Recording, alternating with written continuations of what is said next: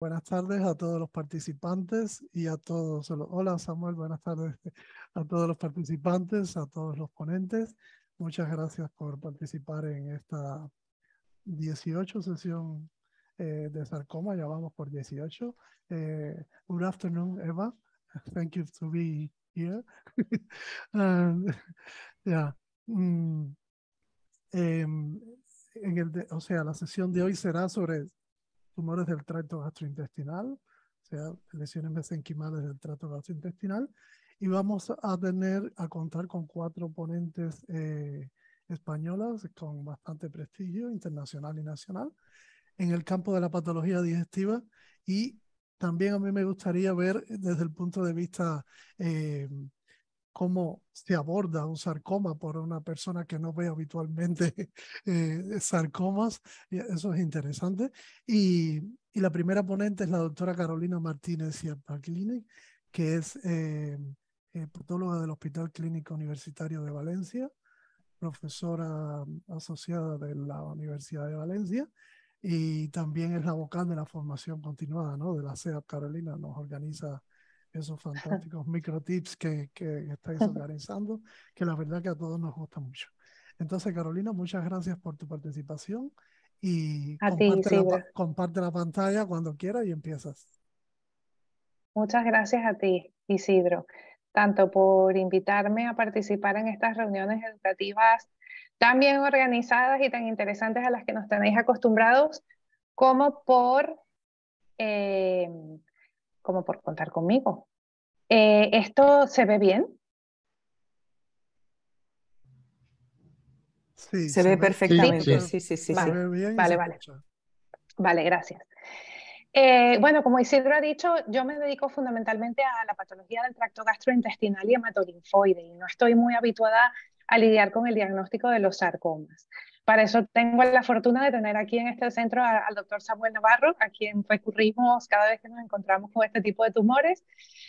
Pero pues hoy he seleccionado un caso de nuestro archivo que espero que os resulte interesante. Así que vamos a ello. Vale, este es el caso de un hombre de 67 años de edad que presenta como antecedentes personales una sordera bilateral familiar y un EPOC. Este hombre es diagnosticado de un cáncer de recto en el año 2016, motivo por el cual es intervenido y recibe tratamiento adyuvante. Como parte del seguimiento de esa enfermedad oncológica, se realiza un TAC en octubre del 2021, donde se detecta un engrosamiento concéntrico de las paredes del tercio distal del esófago y del cardias, y se realiza una endoscopia digestiva donde se localiza esta lesión submucosa en cardias de 40 milímetros de diámetro máximo.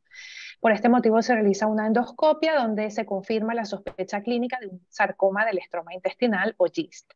Hay que decir que este paciente es diagnosticado y tratado en el Hospital de Sagunto, que es un hospital de la Comunidad Valenciana del que somos centro de referencia. Entonces, en este momento se decide intervenir quirúrgicamente al paciente, se realiza una tumorectomía con una exéresis bastante justita de márgenes gástricos, y nuestros compañeros del Hospital de Sagunto en esta pieza quirúrgica confirman el diagnóstico de GIST. Se trataba de un tumor con un alto índice mitótico, por lo tanto perteneciente a una categoría de riesgo intermedio, pero lo más importante es que este paciente presentaba un factor de riesgo aún más significativo, que es la presencia de un margen quirúrgico focalmente afecto, porque como os decía, pues la resección se hizo muy justita para evitar la gastrectomía. Entonces, en este momento a nosotros nos remiten al Hospital Clínico de Valencia el bloque de parafina para completar el estudio molecular de KIT y de PDGFR-alfa. Este es el material que recibimos. Siempre hacemos un control morfológico de que hemos, pues, para saber que hemos recibido el bloque correcto y que contamos con un material suficiente. En este caso vemos una lesión bien delimitada que ocupa todo el espesor de la pared gástrica, que parece multinodular en la porción profunda o presentar pequeños nódulos satélites. La mayor parte de la lesión presentaba este aspecto, eran células fusiformes, era una tumoración densamente celular, aunque en menor cuantía observábamos áreas como estas de aspecto más bien esclerosante. Era evidente la presencia de mitosis. De hecho, por ejemplo, aquí en este campo, sin buscar mucho, ya vemos 3 mitosis. Y en algunos casos realizamos un estudio inmunohistoquímico muy ajustado para no gastar demasiado material, porque aquí lo importante es el estudio molecular. Además, el caso ya venía muy bien diagnosticado. Evaluamos en este caso solo la tinción de c-KIT y de CD34, que resultó positiva de forma intensa y difusa. Estamos, por lo tanto, ante un tumor del estroma gastrointestinal. Es, como sabéis, el sarcoma más frecuente en tracto gastrointestinal, especialmente en estómago. Estos tumores presentan una diferenciación característica hacia las llamadas células intersticiales de Cajal, y el manejo clínico ideal, lo ideal en el manejo clínico de esta enfermedad es que estos pacientes se operen, ¿no? Que la lesión sea resecada quirúrgicamente, porque esta es prácticamente la única opción curativa para estos pacientes.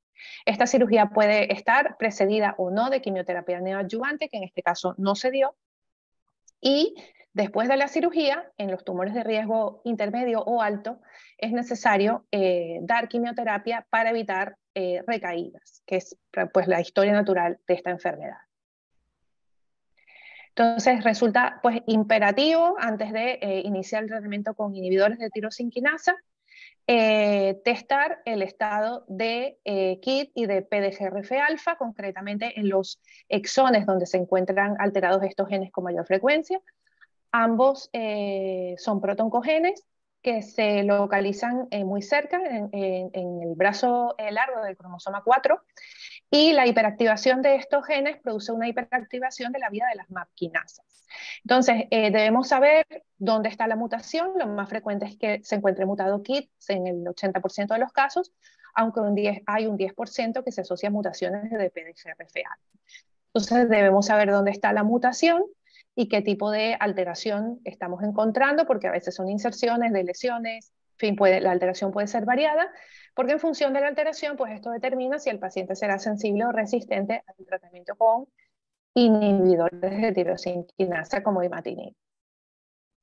Entonces, en el caso de nuestro paciente, realizamos la secuenciación utilizando un panel de NGS, el Oncomine Precision, que es un panel que está diseñado, que contiene zonas para evaluar. Se encuentran PDGRF-alfa y se encuentra también el gen KIT. Realmente lo interesante de este caso es que no encontramos ninguna alteración somática, no encontramos mutaciones y tampoco encontramos ninguna reordenación, porque también este panel tiene sondas para detectar reordenaciones en algunos genes. Lo único que detectamos fue una delesión del gen CDKN2A. Fijaros en los detalles técnicos del procedimiento, la concentración de DNA y de RNA adecuada, y luego pues los parámetros en lo que se refiere a número de lecturas, homogeneidad, profundidad, eran correctos.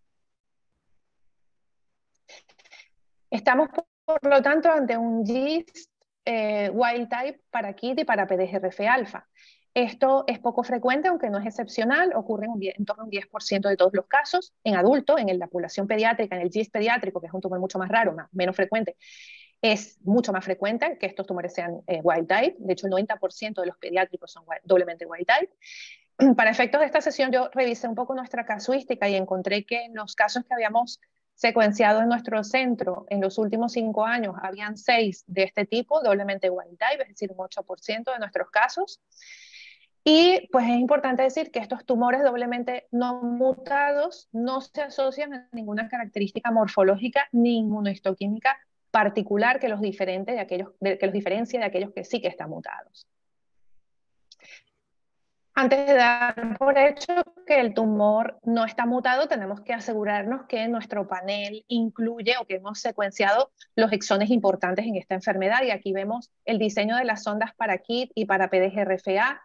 En verde vemos dónde están los exones de nuestros genes. En naranja vemos dónde está el amplicón que está diseñado en nuestro panel, en el panel que estamos utilizando. En gris vemos las regiones hotspot donde se suelen localizar las mutaciones en estos genes y vemos que prácticamente todas están cubiertas. Y además en azul vemos cómo ha sido la secuenciación en el caso de nuestro paciente. Vemos que la cobertura siempre está por encima de 10.000. Es decir, cada amplicón se ha leído al menos 10.000 veces. El procedimiento está bien hecho y podemos estar seguros de que realmente en estos exones no hay ninguna alteración. Lo otro yo creo que tiene sentido es que nos replanteemos el diagnóstico, ¿no? Porque aunque parecía bastante claro, sí que es cierto que hay otro tipo de tumores, como por ejemplo puede ser un melanoma primario o metastásico en el tracto gastrointestinal, que puede ser fuso celular y que puede expresar KIT. Sin embargo, en este caso, Melana y S100 eran negativos, la expresión de marcadores musculares era focal y DOC1 era positivo de forma intensa y difusa. ¿Vale? Entonces, aquí, Isidro, me gustaría lanzar la primera pregunta. Si puedes, por favor. Isidro o Pascual, no sé quién está controlando. Isidro, Isidro. Isidro, vale, gracias. Entonces, a mí me gustaría saber vuestra opinión en este caso. Estamos entonces ante un GIST que es wild type para KIT, no mutado para KIT, ni para PDGRF alfa. ¿Cuál debería ser el siguiente paso en el estudio de este caso? ¿Qué hacemos? Repetimos el estudio molecular en el mismo bloque, repetimos el estudio molecular en otro bloque, llamamos al centro de procedencia y les pedimos otro bloque. Hacemos la secuenciación completa de los genes KIT y PDGRF alfa, porque al fin y al cabo no los hemos secuenciado completamente.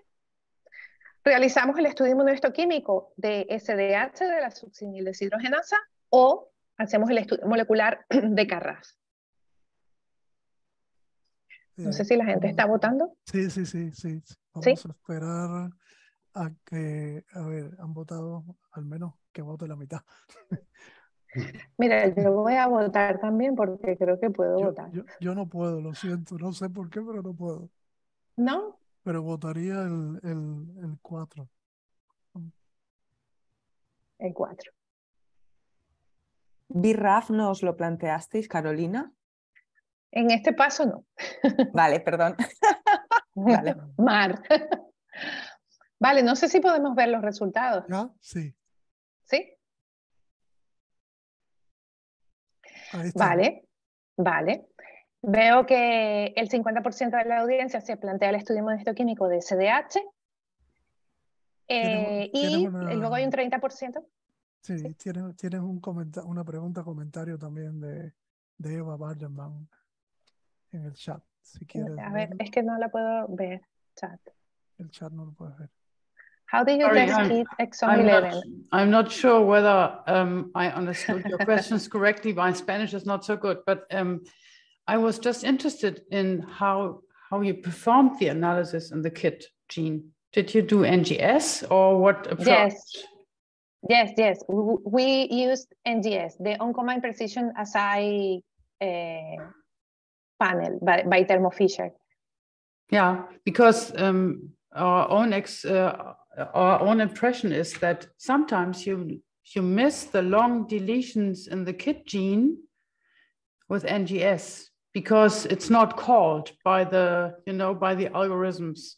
So what we do, if we are sure that this is a KIT mutant GIST, and I think this one has a KIT, as I could expect that it could be a KIT mutant GIST, then I would do a Sanger sequencing, in fact, because in Sanger, the probability that you detect is higher for long deletions. Yes, we did that too, but in this presentation, I didn't include the Sanger. Okay. And the other issue was, of course, neurofibromatosis 1. Yes. Whether this could be excluded. Yes. Sí, de hecho hablaré sobre el gen NF1 un poquito más adelante.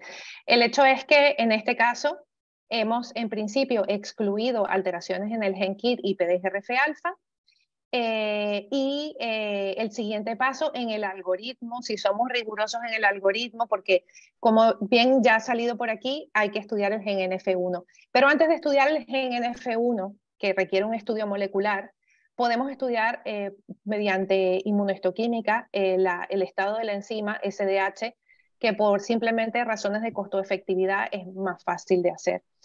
Secuenciar de forma completa KIT y PDGRF alfa se puede hacer y de hecho está descrito que los tumores negativos en los exones principales pueden tener alteraciones fuera de estos exones principales en KIT y PDGRF alfa, aunque no está muy claro cuál es el papel de estas alteraciones en este tumor.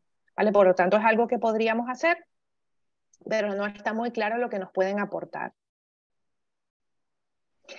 Entonces, en efecto, el siguiente paso por cuestiones de costo-efectividad, aunque podríamos pasar al estudio de NF1 directamente, es el estudio inmunohistoquímico de la enzima SDH, porque muchos de estos HIS doblemente negativos tienen un déficit de la enzima SDH. Esto es especialmente frecuente en la población pediátrica, no tanto en la población adulta, pero conviene hacerlo para descartar que el tumor, que estemos ante un paciente en un contexto sindrómico, como por ejemplo la tríada de Carney o el síndrome de Carney-Stratakis, que ya se caracteriza porque tiene una mutación de SDH, pero en línea germinal. En todo caso, las alteraciones en este gen pueden deberse tanto a mutaciones germinales o no, como a metilación del gen, y el estudio inmunohistoquímico de la fracción beta de la proteína o de la enzima es un marcador subrogado suficientemente bueno para detectar cualquier tipo de alteración en la enzima. Es decir, tanto la mutación como la metilación alteran la expresión inmunohistoquímica del gen.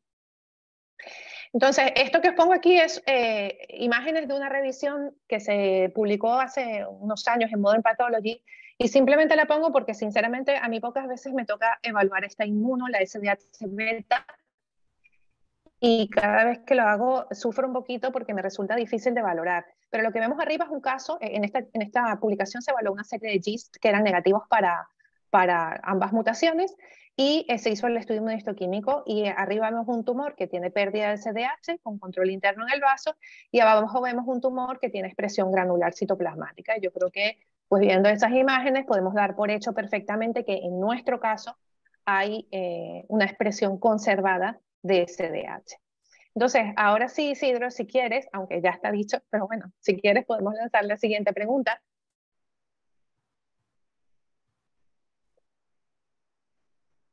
Vale.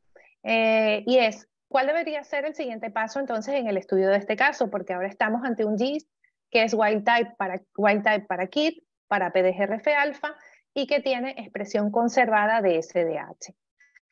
Hacemos el estudio de NF1 y de BRAF, el estudio de metilación de MLH1, el estudio mutacional de KRAS, BRAF y NRAS, o el estudio mutacional de NF1 y BRCA, o pues no continuamos y simplemente no necesitamos realizar más estudios moleculares y lo dejamos así.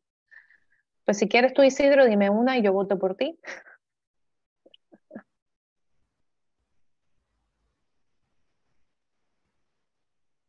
Isidro. Perdona, no estaba con el micrófono. El 1. Pues mira, el 1. Vale. Pues si quieres vemos los resultados, ¿sí? Vale, muy bien. Pues sí, el 70% de la audiencia considera que el estudio mutacional de NF1 y BRAF es necesario en este caso. Y en efecto, algunos de estos tumores, la verdad es que la frecuencia es baja, pero sí que es cierto que en los GIST wild type se ha descrito la presencia de la mutación V600G. En BRAF no es muy frecuente. En esta serie, por ejemplo, se analizan 444 casos y se encuentra que BRAF está mutado en 7, pero los 7 casos eran wild type para KIT y para PDGRF-alfa, mientras que ninguno de los casos mutados para estos dos genes presentaba mutaciones de BRAF. Además, el estudio inmunohistoquímico de BRAF parece ser un buen marcador subrogado del estado del gen. El caso es que nuestro tumor ya había sido testado para BRAF porque hemos hecho un panel de NGS que incluía BRAF, y BRAF no estaba mutado, por lo tanto estamos ante lo que se considera un GIST cuádruple negativo para KIT, para PDGRFA, para BRAF y con expresión conservada de SDH, y en este contexto entonces es cuando es interesante evaluar el estado de NF1. Aunque es cierto que los GIST asociados a la neurofibromatosis no suelen ser como estos, ¿no? Son más bien tumores que suelen ser epitelioides, multifocales, más bien intestinales, pero si seguimos el algoritmo, pues en este caso es necesario excluir alteraciones en NF1, y para ello recurrimos a otro panel, en este caso un panel más amplio, que incluye la secuenciación completa del exoma de varios genes, entre el cual se encuentra el NF1. Y observamos que no hay ninguna alteración detectable en ninguno de los genes incluidos en este panel. incluido en este panel. Aquí no detectamos la de lesión en CDK4 que habíamos observado en el primer panel porque este gen no está incluido en el diseño de este panel. Entonces estamos, por lo tanto, ante un tumor del estroma gastrointestinal, wild type para KIT, para PDGRFA, para NF1, para BRAF, y que además presenta expresión conservada de SDH-beta. El motivo por el que quería compartir este caso con vosotros es primero porque se trata de un caso que tiene una expresión intensa y difusa de c-KIT, a pesar de no tener una alteración molecular subyacente en c-KIT o en KIT, y esto es algo que se repite, ¿no?, consistentemente en la literatura, probablemente porque, como se plantea, la expresión de KIT es un hecho constitutivo en estos tumores más que una consecuencia de la mutación en el gen. Luego también, no lo he dicho, pero estos tumores cuádruple negativos pueden tener reordenaciones de NTRK. En este caso no había ninguna porque de NTRK estaba incluido en los paneles que hemos hecho. Estos tumores que son de inicio wild type no desarrollan mutaciones ni siquiera durante el transcurso de la terapia. Y esto hay que decirlo porque los GIST, un mecanismo importante de resistencia al tratamiento con imatinib es el desarrollo de mutaciones secundarias en KIT. Y esto es curioso, pero los casos, fijaros, en esta serie se secuencian el tumor primario y la recaída antes y después del tratamiento, y los que son no mutados de inicio permanecen como no mutados incluso después del tratamiento.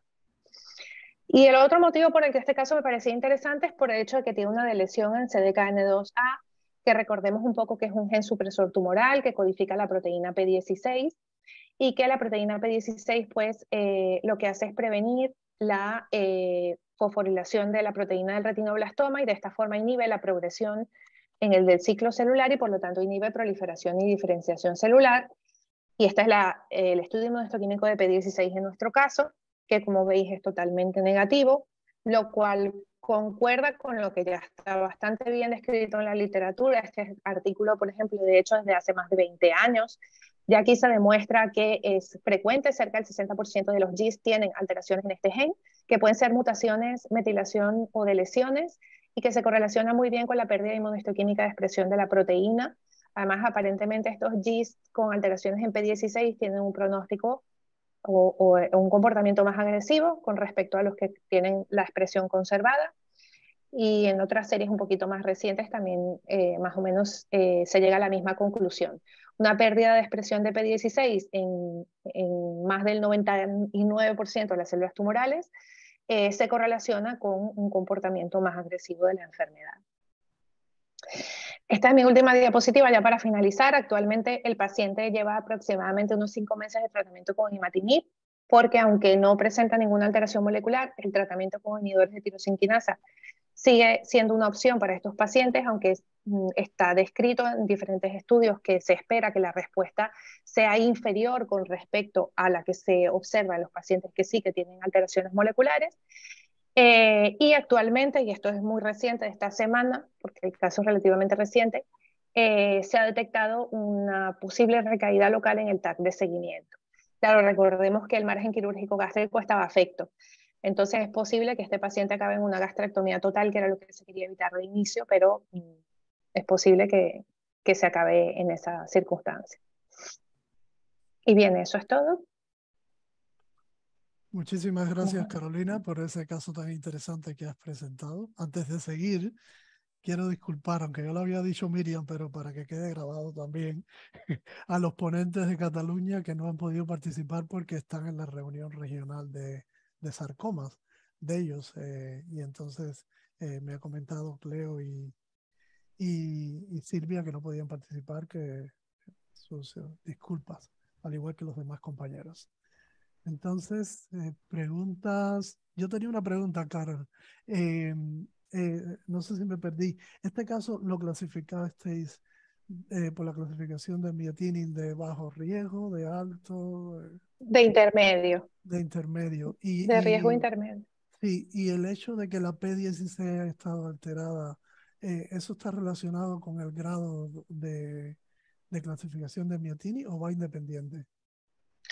No, en principio no influye ni tampoco cambia la actitud terapéutica, es simplemente un factor más que apunta a un comportamiento más agresivo del tumor, aunque realmente no está tampoco estandarizado, pero me pareció interesante explorar un poquito el significado de este hallazgo porque la verdad es que el tumor era consistentemente negativo para todas las alteraciones moleculares que intentamos demostrar. Muy De bien. hecho, ¿vosotros pedifiséis en los GIST?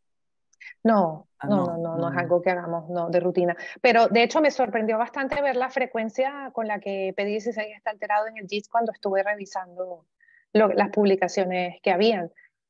Realmente nosotros cuando diagnosticamos un GIST nos aseguramos de que está mutado KIT o PDGFR-alfa y poco más. Igual nosotros. Sí. Hay una Eh, pregunta. sí, Eva tiene una pregunta para ti en el chat. No, más bien Alejandra. Sí, que se va.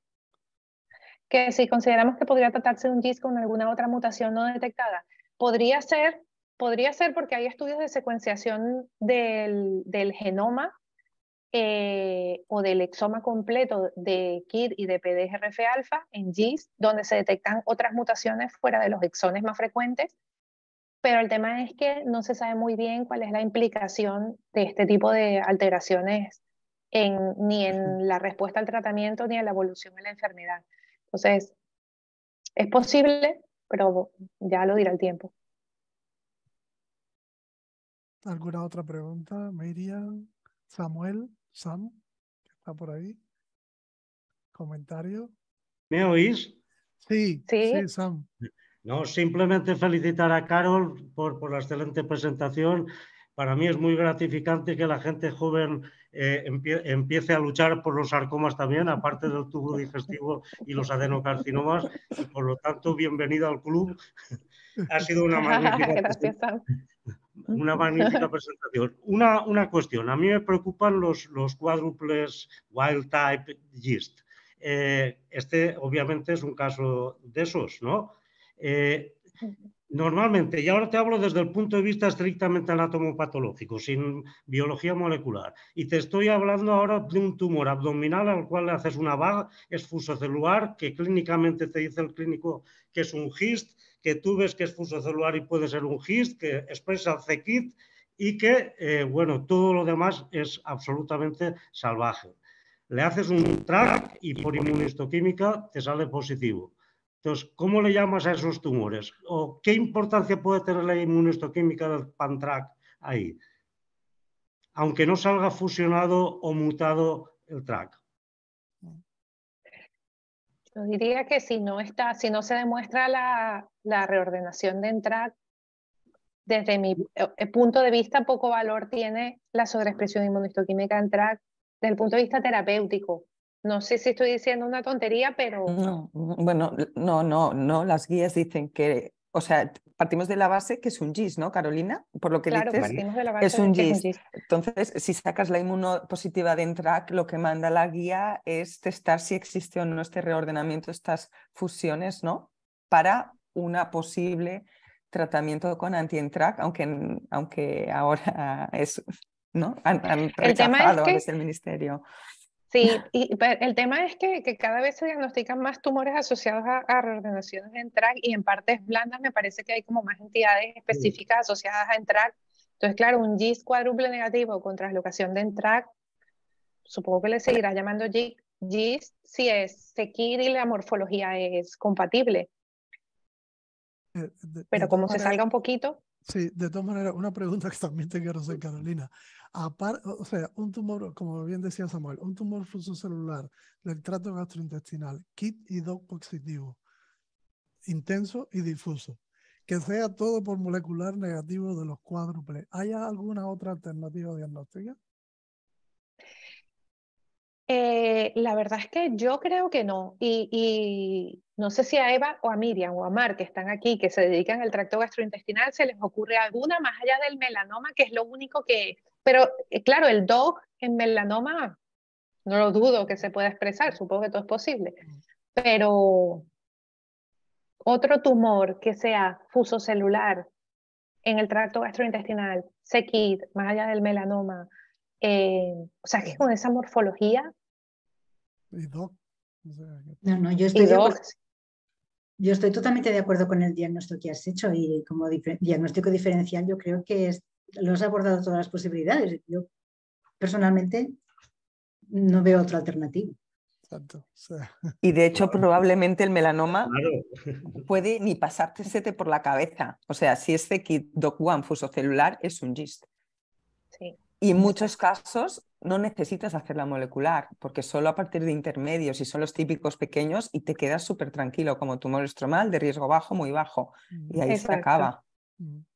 Sí. Y déjame lanzar una pregunta a los que os dedicáis a sarcomas, ¿se os ocurre otra posibilidad que sea fuera del tracto digestivo? Es que tampoco la hay, no. creo, porque no expresa nada más. O sea, igual le podemos lanzar un panel de marcadores inmunohistoquímicos que creo que nos despistaría más que nos ayudaría, porque aquí le empiezas a poner, ¿sabes? S100, seguro que era negativa, pero ¿se os ocurre algo? O sea, La certeza no poniéndolo en 100%, tracto digestivo. sí, 100% seguro aquí no hay nada, ya sabemos. Ya. Y puede ser que en un futuro salga un paper que diga tantos tumores reclasificados DOC positivos que no eran GIS, que son otra entidad porque tienen alguna anomalía genética que se ha encontrado en esos tumores. Pero de momento, yo por lo menos, no sé, Samuel, yo no conozco otro. De lo más posible. Hombre, siendo CKIT y DOG1 positivo y teniendo esa morfología es un GIST. No hay otros Claro. tumores, si fueras escaso material y en plan sarcoma, pues habría que descartar un leyo, un tumor maligno de vaina nerviosa, un tumor fibroso solitario, un sarcoma sinovial incluso, que los hay, pero claro, eso es también otra historia, siendo CKIT positivo. Y Pero DOG1, tendríamos que empezar a hacer reordenamientos y cosas. claro. Porque claro, sí que es verdad que a veces ha pasado que el DOC1 puede hacer una expresión, Y el CKIT, te puede dar y el CKIT, falsos positivos. claro. O sea, que eso Sí, se sí, tiene que andar con mucho cuidado con la inmunohistoquímica que tenemos. Muy bien, pues nada, pues muchas gracias, Carolina. A vosotros. Seguimos con nuestra segunda ponente, que es la doctora Mari Iglesias, que es patóloga especialista en gastrointestinal y jefa de sección de anatomía patológica del Hospital del Mar de Barcelona. A Mar la conocemos bastante, profesora asociada y coordinadora de asignatura en la UPF, es tesorera de la SEAB y coordinadora del grupo de trabajo de patología gastrointestinal. Muchas gracias, Mar, por tu tiempo y encantado de que nos presentes un caso. Gracias Isidro por organizar estas magníficas sesiones y por contar también conmigo.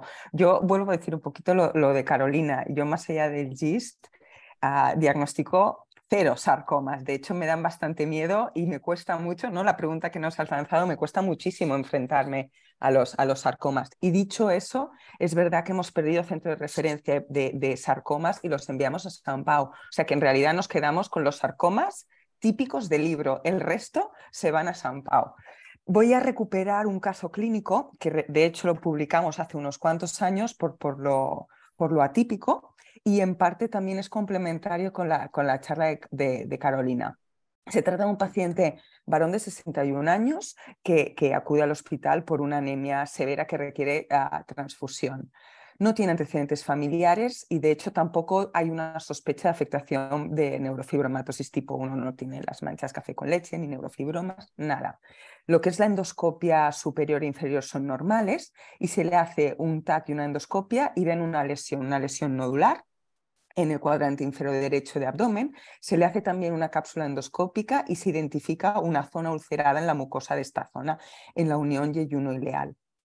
A continuación, se decide una laparoscopia exploradora con sospecha de GIST y cuando introducen la endoscopia identifican lo que explicaré a continuación y revierten, lo convierten en una laparotomía con la intención de resecar lo que han identificado. Y lo que identifican en realidad son múltiples lesiones de diferentes tamaños. Los diámetros oscilaban, la mayor parte eran pequeñísimos, no sé si los podéis identificar, pero hay muchísimas, hasta 30 en total, de 3 milímetros. Y es verdad que se identifica la lesión de mayor tamaño, identificadas las técnicas de imagen, pero en realidad hay otras lesiones. Hay una en estómago y lo que deciden es resecar en forma de cuña 8 de las lesiones más pequeñas y 2 de las más grandes tienen que hacer reconstrucción y resección intestinal. Es verdad que dejaron muchas de estas casi milimétricas. Y lo que no identificaron fueron implantes en el peritoneo ni sospecha de metástasis hepáticas por la lesión. Y estas son las piezas que nos llegaron. Nos llegaron 8 muestras, pero una de ellas incluye 3 lesiones nodulares. Algunas de estas son las típicas, ¿no?, imágenes de resección en cuña, otras son las partes de resección intestinal y al corte pues es la típica imagen de un tumor estromal, ¿no?, con pequeñas zonas de hemorragia, con alguna cavidad quística. Y esta foto es muy mona porque es una macro-micro de una de estas lesiones de 4 milímetros. La mayor parte de estas lesiones es una proliferación fusocelular, aunque en uno de los casos también había zonas un poquito más epitelioides. Todas las lesiones eran positivas para c-KIT y vimentina. Es un caso en el que el DOC1 aún no había entrado a nuestra vida, o sea que es un caso antiguo. La mitad de estas lesiones expresaba CD34 y una de las de CD34 positivo tenía pequeñas zonas de expresión de proteína S100, sinaptofisina y enolasa, y otra tenía expresión focal de actina muscular lisa, pero no de desmina. Hicimos una clasificación de mietininilasota de los diferentes grados de riesgo de progresión y 5 eran de muy bajo riesgo, 3 de bajo riesgo y 2 de riesgo intermedio, y analizamos el estudio molecular de cada una de estas lesiones mediante secuenciación directa, ¿no? Es verdad que ahora, hablando con la doctora Beatriz Bellosillo, que es quien efectuó el estudio molecular en su día, comentaba, sería súper interesante hacer un panel NGS de cada una de estas lesiones, y le he dicho, tengo los bloques encima de mi despacho, o sea que cuando quieras podemos hacer el estudio NGS completo. En su día lo que se identificó es que 4 de las 10 lesiones identificaban mutaciones en el gen c-KIT. Es verdad que el exón 11 es la zona donde hay mutaciones más frecuentemente. En cambio, las mutaciones en el exón 13 y en el exón 17 son realmente infrecuentes, y de hecho en esta zona, la N649, hasta entonces no se había descrito. Pero no solo esto, sino que 5 de las 10 lesiones presentaban mutaciones en BRAF. No identificamos mutaciones en PDGFR ni en KRAS. Y lo interesante es que no pudimos reproducir ninguna de estas mutaciones en el control de mucosa normal o de tejido normal del paciente. Es verdad que están descritas estas mutaciones en BRAF y dependiendo de las series, pues esta es la serie que ha presentado Carolina, ¿no?, de un 4%, pero si buscas en la literatura hasta un 13% pueden tener mutaciones BRAF, pero siempre en un contexto de KIT y PDGFR wild type. De hecho, en nuestro caso, estas lesiones con mutación de BRAF no presentaban mutaciones de KIT. Y este es un poco el resumen de las 10 lesiones con la morfología, el grado de riesgo y el estado mutacional. Entonces, en global, en ese momento se detectó una mutación KIT en 4 lesiones y además 4 mutaciones diferentes, y otras 5 tenían lesiones en BRAF. Por otro lado, el tejido normal era normal, no tenía ninguna mutación. O sea, lo que inferimos es que probablemente cada lesión tiene un origen independiente. Por lo que así lo describimos como unos eran tumores estromales gastrointestinales múltiples esporádicos en adulto. Ya esta introducción de los GIST la ha explicado Carolina, pero la mayor parte son esporádicos y solitarios. Sin embargo, hay un contexto de múltiples GIST relacionados con un síndrome familiar propio de los GIST o síndromes específicos como la tía de Carney, el síndrome de Carney-Stratakis o la neurofibromatosis tipo 1. Y más allá de estos síndromes, cuando encuentras múltiples lesiones tipo GIST, se consideran metastásicas. O sea que es un poco, ¿no?, la divergencia. O es sindrómico o enfermedad metastásico. Y ahí es donde entra una siguiente categoría, que es la que explicamos, que es el de GIST múltiples esporádicos. Unas pinceladas de cada uno de estos síndromes. El síndrome del GIST familiar es autosómico dominante. presentan múltiples GIST, y si presentan también estos pacientes la mutación germinal en KIT, puede relacionarse pues, con otras alteraciones asociadas a la activación de KIT, ¿no? Hiperpigmentación, urticaria pigmentosa, disfagia por una hiperplasia de células intersticiales de Cajal. Este sería el síndrome de GIST familiar autosómico dominante con mutaciones germinales en KIT y más infrecuentemente en PDGFR. En cuanto a la tríada de Carney y el síndrome de Carney-Stratakis, se relacionan con GIST gástricos, epitelioides y la presencia de paragangliomas. La tríada de Carney es más frecuente en mujeres y se relaciona también con cordoma pulmonar, y como ha explicado Carolina, ¿no? También se relacionan con mutaciones de la succinato deshidrogenasa.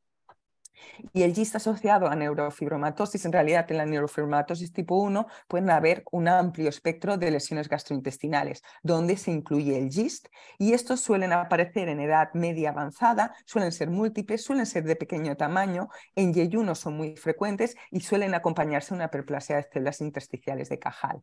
Histológicamente suelen ser fusocelulares y llaman la atención que son muy ricos en fibras esquenoides. Expresan c-KIT y DOC1, y en un porcentaje pequeñito pueden asociar también mutaciones de KIT y de PDGFR, pero es bastante infrecuente. Y nos centramos ya en el GIST múltiple esporádico, que hay dos subtipos. El tipo pediátrico, que fijaros es muchísimo más frecuente, que aquí los GIST suelen localizarse en estómago, suelen ser múltiples y más de niñas, y la histología es epitelioide, y también es importante que no se relacionan con hiperplasia de las células intersticiales de Cajal y que no se relacionan con mutaciones de KIT y de PDGFR, y el tipo adulto es nuestro caso. Son bastante infrecuentes, suelen ser múltiples en intestino delgado y en estómago, más frecuentes en hombre, y sí se relaciona con mutaciones en KIT y PDGFR. Este algoritmo, este approach diagnóstico es del 2007, o sea que en aquella época se planteaban qué hacer o qué diagnosticar cuando tenías múltiples GIST en los pocos pacientes, ¿no? Entonces, si identificabas mutación de germinal, lo asociabas con un síndrome familiar de GIST, pero si la mutación somática es negativa, es múltiple y se asocia a hiperplasia de células intersticiales de Cajal, se asocia a neurofibromatosis, se podría asociar a neurofibromatosis tipo 1, y el caso que nos tocaría a nosotros sería el tipo esporádico. O sea que ya en el 2017 plantean un algoritmo diagnóstico basado en mutaciones y en localización y en imágenes de las lesiones. Pero nuestro paciente no acaba aquí la historia. En el 2011, debo decir en este punto que se dio imatinib por estos dos GIST de grado intermedio, pero acordaros que se dejaron un montón de lesiones pequeñitas. El paciente no ha progresado respecto a sus tumores estromales gastrointestinales, pero en el 2011 se le diagnostica, el doctor Lloreta le diagnostica un hemangiopericitoma epitelioide de partes blandas y con recidiva además que infiltraba hueso cervical. Entonces, si haces una búsqueda en PubMed de relación hemangiopericitoma y GIST, lo que aparece es que la mayor parte de las lesiones descritas es porque en realidad es un GIST con un patrón de crecimiento en hemangiopericitoma light, y que el diagnóstico se establece pues porque el GIST expresa CD117 y DOC1 y el hemangiopericitoma es negativo, y en nuestro caso es negativo para c-KIT, o sea que a priori este paciente tiene su GIST múltiple esporádico y su hemangiopericitoma epitelioide. Pero no solo esto, sino que este paciente en el 2016, en el seguimiento de todas sus lesiones, le detectan dos probables tumores de células claras renales no intervenidos. O sea, el paciente lo sigue teniendo, el paciente está vivo a día de hoy, y cuando haces la búsqueda en internet de la relación, pues también se han descrito carcinomas de células claras renales en relación a GIST, a tumores estromales gastrointestinales. Y este artículo, que es del 2018, lo que concluyen es que sí, hay relación, o sea, hay casos descritos de GIST con tumores renales que la mayor parte son de tipo papilar. Claro, nosotros no lo sabemos porque no los hemos identificado, no lo hemos diagnosticado al microscopio, y apuntan que se necesita más investigación para intentar la base genética de estas asociaciones. Y este era un poco el resumen. Es un paciente que a priori está diagnosticado de un tumor estromal gastrointestinal múltiple, esporádico del adulto y que en realidad cumple todas las características para establecer este diagnóstico, pero que además tiene un hemangiopericitoma y a priori también tiene 2 tumores renales, y la relación entre ellos, pues a día de hoy la desconocemos. Muy interesante, Mars, tu caso. Tengo 2 preguntas para ti. A ver, el caso esto de GIST múltiples, ¿eso puede tener algo o puede tener cierta similitud con los tumores de células granulares múltiples, que a veces es difícil saber si es, o sea, habitualmente los tumores de células granulares múltiples no es que sean metástasis, sino que son múltiples. Son múltiples. Y en este caso, en el GIST lo veo un poco más complicado. Esa es una pregunta. Y la otra pregunta es que el término hemangiopericitoma epitelioide no es un poco... Porque, claro, hemangiopericitoma, actualmente la mayoría de los hemangiopericitomas son tumores fibrosos solitarios. Es raro que un tumor fibroso solitario sea epitelioide. Entonces, mi duda es, ¿ese término es un hemangiopericitoma epitelioide o un hemangioendotelioma epitelioide? ¿Cómo fue realmente diagnosticado eso? Supongo que hemangioendotelioma epitelioide. Okay. Supongo, ¿eh? Vale, vale. A lo mejor lo he leído hasta mal, ¿eh? Sí, no, por aclarar el término Sí, de... sí. Porque es que los hemangiopericitomas, o sea, son los... Actualmente realmente es el tumor fibroso Claro, este solitario. diagnóstico es del 2011. Sí, Esto vale. es un caso bastante antiguo. Vale. Y respecto a la primera pregunta, la verdad es que justo lo que has dicho es lo que se cree que pasa, que tiene una base genética de predisposición, y por factores ambientales hace que se vayan desarrollando diferentes. Se llama como, es que no me acuerdo, mutación como de campo. ¿No? Es esto, es todo el intestino tendría predisposición genética, pero que a priori no se sabría, y entonces por factores ambientales tendría más predisposición. Pero es justo lo que has dicho. Sí, esta es la idea. Vale. O lo que está descrito en estos tumores múltiples esporádicos, que son bastante infrecuentes.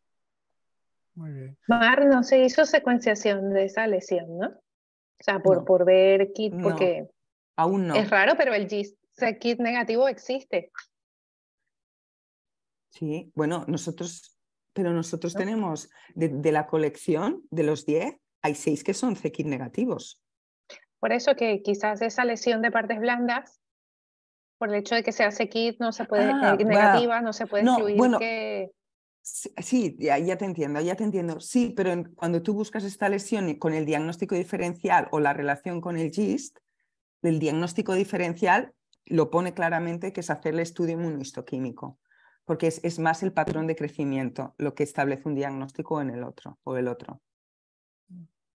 Y luego también es interesante la relación del GIST con los carcinomas de células claras renales. No pensaba encontrar nada. Y creo que tiene algo en la próstata también, pero ya no me atreví a buscar. Tienes una pregunta en el chat. Ay, perdón. ¿Te la leo o si quieres? Puedo leerla. Vale. Pues la verdad es que no lo sé. Deshidrato, la SDH. El patrón multinodular, sí, también se ven los deficientes para SDH, sí. Sí, pero es que aquí no es patrón multinodular, o sea, no es o un patrón multifocal. Sí, pero en principio no las características, el esporádico, no lo harías más si sospecharas un síndrome o una tríada, ¿no? A priori se descartó por las características histológicas. Es verdad que nosotros no tenemos la SDH, no tenemos el estudio inmunistoquímico, pero a priori por las características de las lesiones no cuadraban, no son epitelioides, el paciente no tiene otras lesiones. O sea, se hizo el diagnóstico clínico patológico. Tampoco hemos valorado si tiene mutación de neurofibromatosis porque clínicamente tampoco cuadraba, por ejemplo. Y una pregunta, Mar. ¿Tú recomendarías ante GIST multifocales, o sea, varios nódulos, hacer siempre la inmunohistoquímica y las determinaciones moleculares en todos ellos, cuando son múltiples. Hombre, es que lo primero que tienes que descartar es que no sean metástasis. Por Si eso. son metástasis, se asume que van a tener la misma mutación. Se Es que me asume da que van a tener la misma que mutación. no mucha gente lo hace. Pero ¿cuántos Gs múltiples habéis tenido? Porque nosotros... No, de vez en cuando tienes alguno. Bueno, yo tuve algunos GIS en un paciente con neurofibromatosis, que se pensaban que eran neurofibromas y eran múltiples GIS en el intestino delgado, 4 o 5, y resulta que eran GIS. Y en un contexto de entonces, neurofibromatosis, Miriam, en un ¿no? contexto de neurofibromatosis. Entonces... pero estos a priori van por otra vía mutagénica que además tampoco se sabe. Pero este era porque era una neurofibromatosis. Claro. Y luego creo que hemos tenido 2 casos múltiples. Y pues lo primero que tienes que descartar es que no sean metástasis. Por separado. ¿No? No. Los voy a recuperar. Bueno, más que nada es eso, ¿no? Es para saber si son esporádicos o si son metastásicos. Sí, sí. Y la otra cosa ya es el contexto sindrómico. Hay otra pregunta en el chat. ¿Consideran que puede existir tumor estromal primario en otros tejidos? Bueno, sí, ¿no? Si te crees que derivan de las células intersticiales de Cajal que están en el tracto gastrointestinal, yo querría contestar que no, pero seguro que hay más expertos, ¿no? A lo mejor que se parecen puede ser, pero yo a priori lo desconozco, ¿no? Si vienen de estas células. No, esos que llaman extraintestinales, Tipo paragangliomas, no. No, esos que dicen GIS extra. Los de la cavidad peritoneal. Sí, los peritoneales. Los GIS extratubo, extratubo intestinal, me imagino que es, no sé. Sí.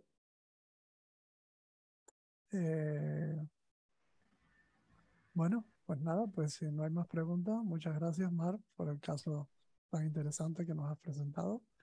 Y continuamos con nuestra siguiente ponente, que es la doctora Eva Musulén, que es patóloga en el Hospital Universitario General de Cataluña de Barcelona y también es patóloga en el investigadora, o sea que es una persona que aparte de ser una excelente patóloga, también es una excelente investigadora en el Instituto de Recerca contra, no sé si lo digo bien, leucemia Josep Carreras.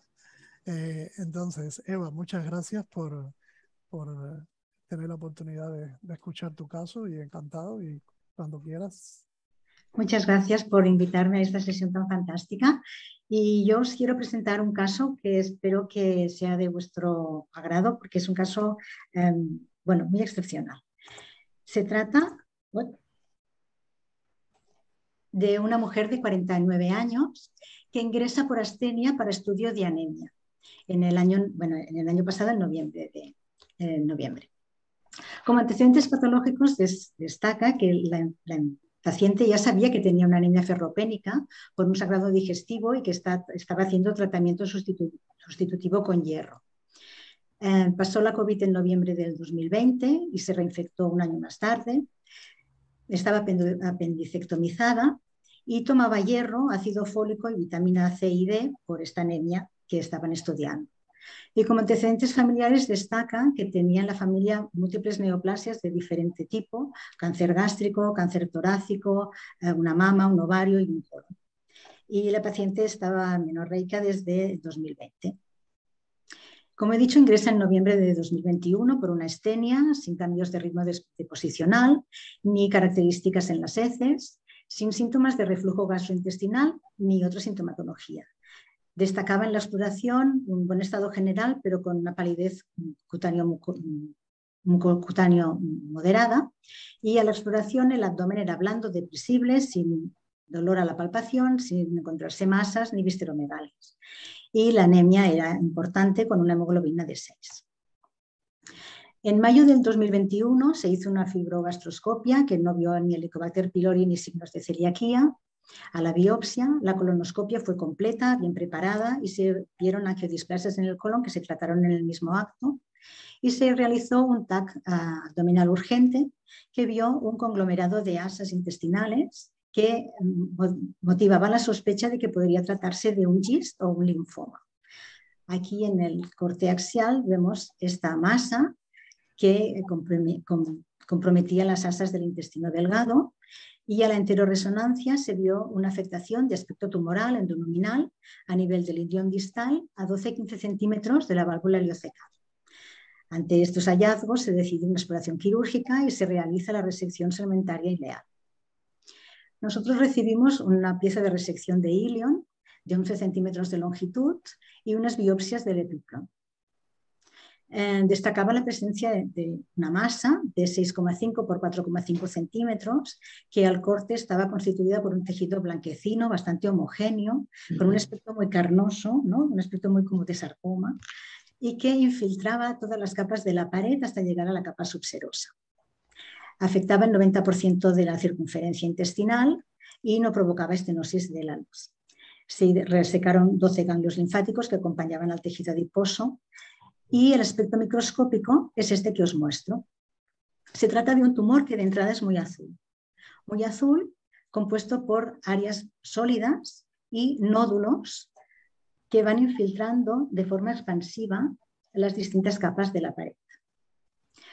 A mayor aumento vemos que es un tumor muy celular y destaca la presencia de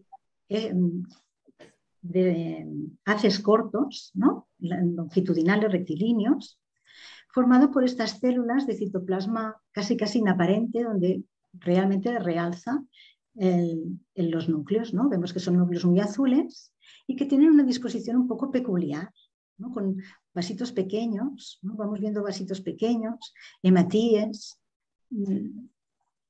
A mayor aumento vemos mejor las características nucleares, donde los núcleos son ovalados, algunos presentan un nucleolo conspicuo, y algunas tienen como una indentación en el núcleo y alternan algunos núcleos vesiculares y se van viendo figuras de mitosis.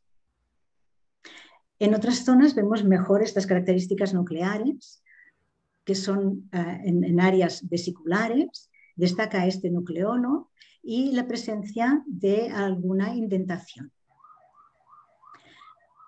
En otras áreas del tumor destaca este patrón, un patrón nodular donde vemos que las células no están tan apretadas y vemos que tiene una morfología un poquito alveolar. Alveolar por la presencia de estas estructuras que parecen como pseudopapilas, y cuando las vemos mejor, pues sí, vemos que algunas tienen un eje que está rodeado por unas células, lo que forma una auténtica papila, y en el medio un capilar con áreas de muciderina, y este patrón se hace más evidente cuando el corte es a través, ¿no? A tangencial, y se ven exactamente y fantásticamente bien estos ejes, ¿no? Que forman las papilas. Aquí vemos otra imagen, y esta imagen característica pues, se va repitiendo en muchas áreas. Vemos aquí estos núcleos tan claritos, vesiculares, y figuras de mitosis que van apareciendo de forma regular en todas las áreas del tumor. Pero hemos visto que el tumor, que era muy azul, como se ve aquí, alterna con áreas que son muchísimo más claras, que siguen formando los mismos nódulos y que también forman este aspecto tan fusiforme. Cuando nos acercamos realmente vemos que los citoplasmas de estas células son absolutamente claros, forman estos haces cortitos y tienen las mismas características nucleares que hemos visto en las zonas que eran más oscuras y más azules. Y por último, en áreas muy concretas y muy poco frecuentes, veíamos que estas células tenían un citoplasma muy eosinófilo. Además, habían áreas donde las células que formaban el tumor tenían un aspecto más que fusiforme,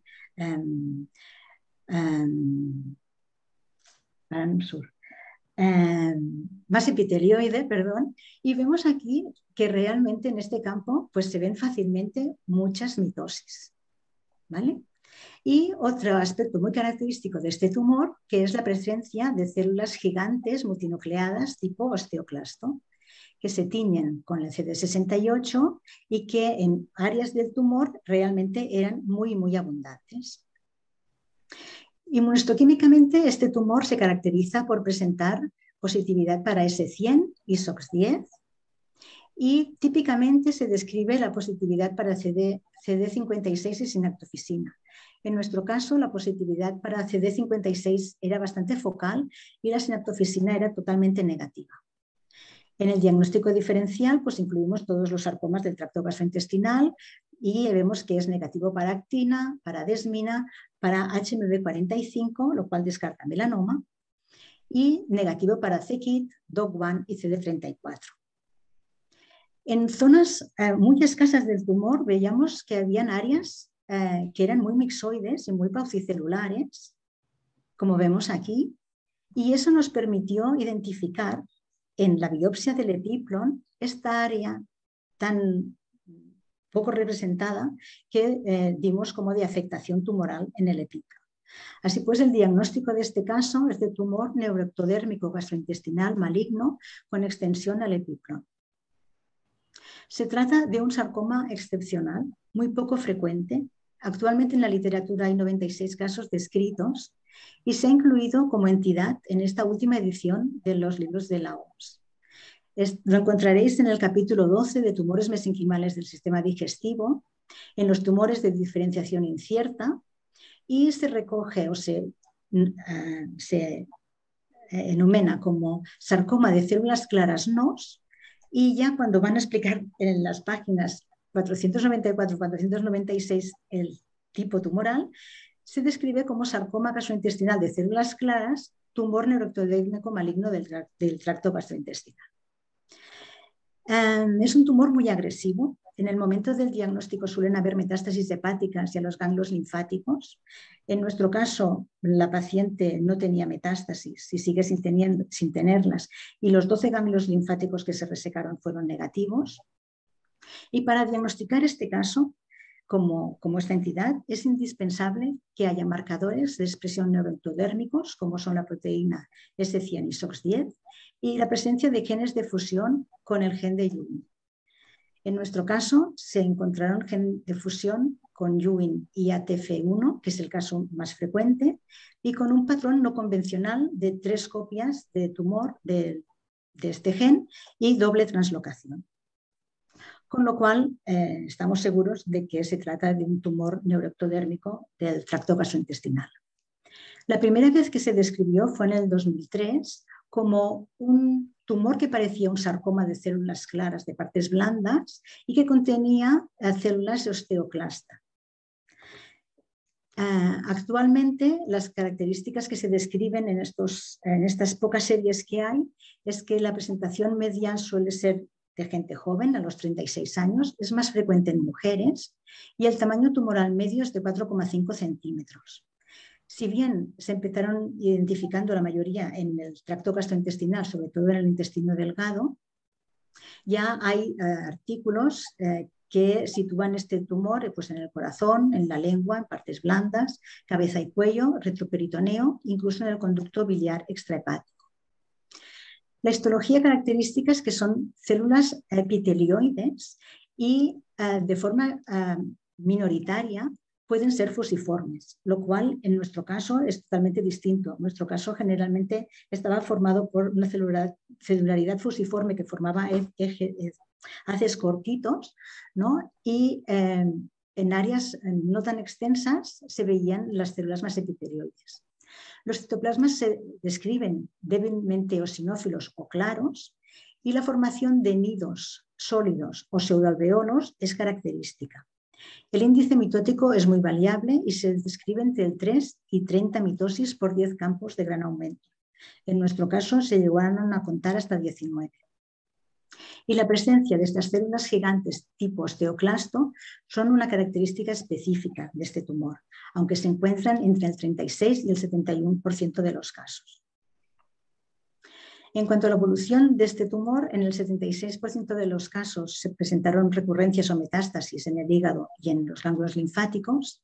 La terapia adyuvante de rutina postquirúrgica no muestra una influencia estadística sobre la supervivencia global o la supervivencia libre de enfermedad.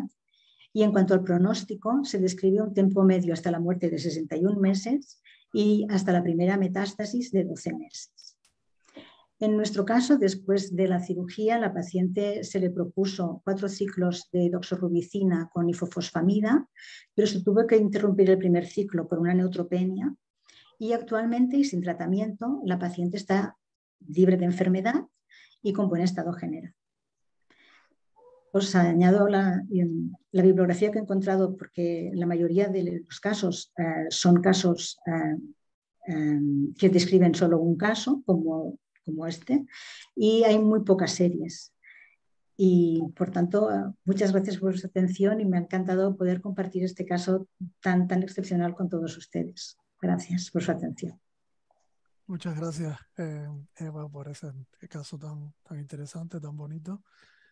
Quizás aquí un problema fuera si este paciente, supongamos que tuviera antecedentes de un melanoma y apareciera ese tumor ahí gastrointestinal. Yo creo que nos hemos presentado a veces, o incluso en otra localización, antecedentes de melanoma de alto riesgo con un tumor del tracto gastrointestinal o cualquier sitio, S100 y SOX10 positivo, no necesariamente melana y HMB45, porque ya sabemos que pueden ser desdiferenciados los melanomas.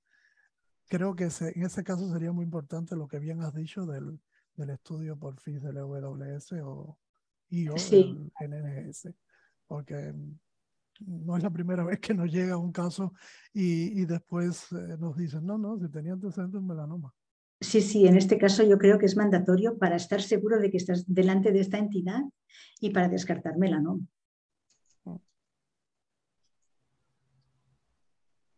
Muy bien, muy bonito. El caso es precioso.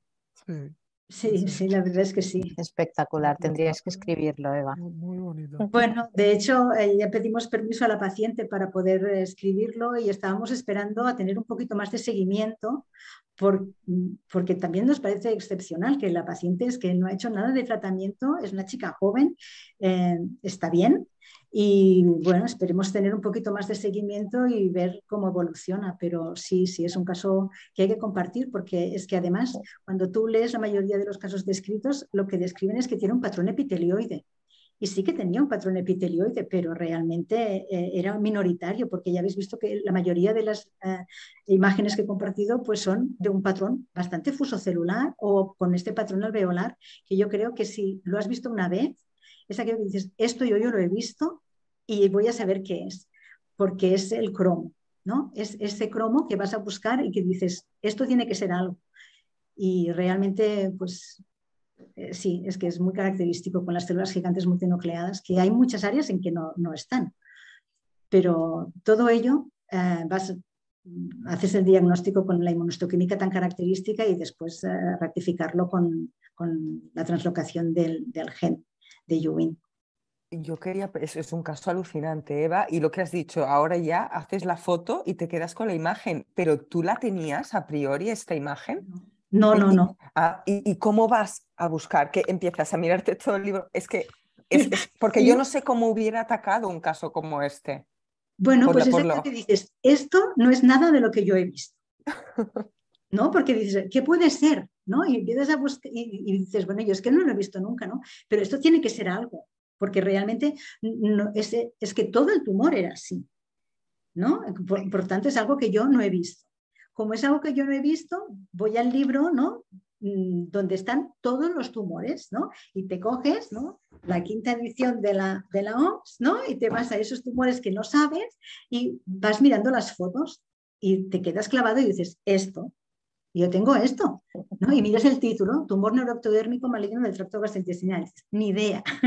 Entonces empiezas a leer, ¿no? Y empiezas a buscar y empiezas a hacer las inmunos que dice que tocan que hacer y vas viendo que sí, que tu caso va expresando lo que tiene que expresar y al final dijimos, bueno, pues hacemos la biología molecular porque esto tiene que ser con la translocación del gen Ewing y no puede ser otra cosa.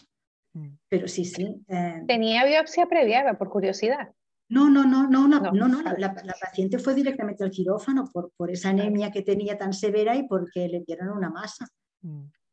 Y una pregunta, no sé si se me ha escapado, Eva, ¿los ganglios eran negativos? Sí, los 12. Porque tiene, vale. Sí. Tienes patrón tan epitelioide y ¿no?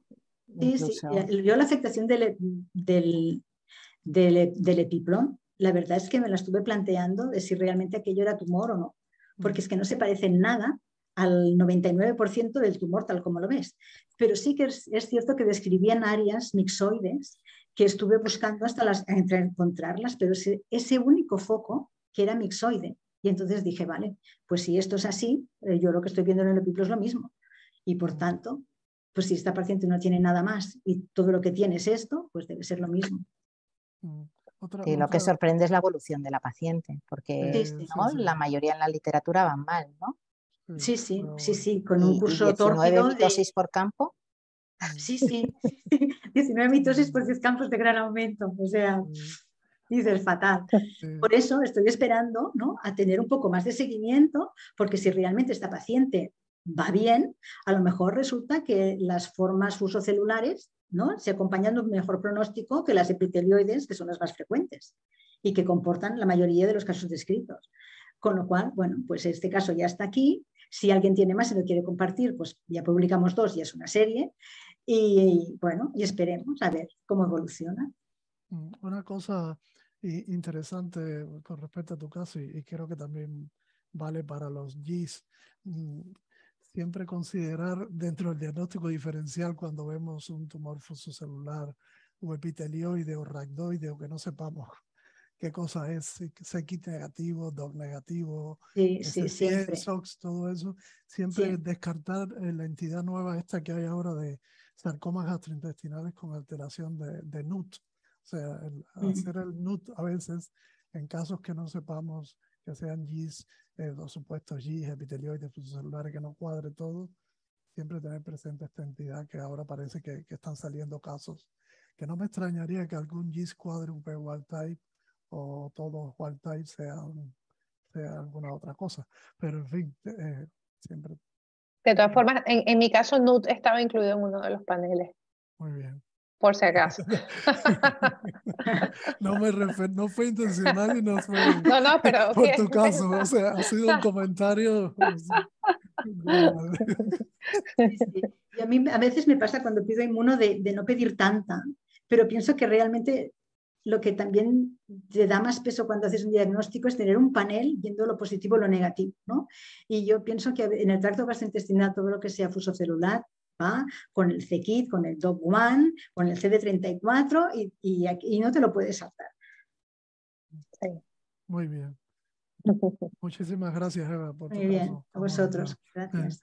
Y bueno, continuamos con nuestra última ponente, que es la doctora Miriam Patrecasas, que todos conocemos muy bien. Es consultora en patología digestiva y jefa de sección del Servicio de Anatomía Patológica del Hospital Clínic de Barcelona. Es además profesora titular de la Facultad de Medicina de la Universidad de Barcelona.